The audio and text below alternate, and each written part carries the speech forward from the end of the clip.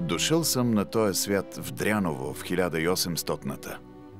Сирак останах без баща още 3 годишен. Та на 10 майка ми ме глави чирак при един майстор-тревненец. На 17 вече учех как се дяла камъка при майстори от Корча. А подир той купувах занаят от брациговските майстори. Помагах им при градежа на църкви, камбанарии, мостове. Калфа ме направиха на 23, а на 33 бях, когато ме препасаха за майстор. Отидох си на 81, ама до тогава се градих. И много от той, що направих, остана. Ей, тоя мост, аз съм го градил. И тоя. И тая църква е моя. И тоя хан. Тая чешма и тя.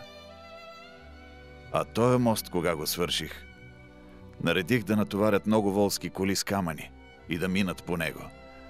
Аз седях отдолу под моста, да се не плашат, че ще падне.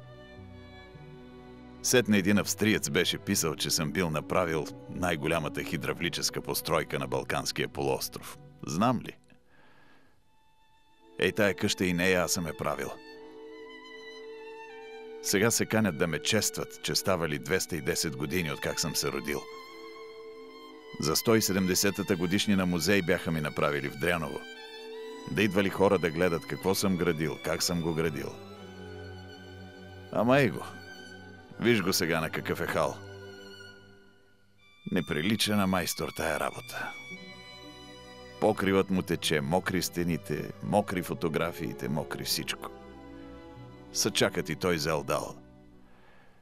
Та викам си, ако няма чалъм да го пооправите, по-харно ще да е да ми свалите името оттам, че аз толкова с години за едното име съм се трепал.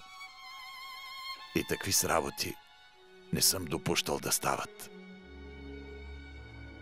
Прощавайте.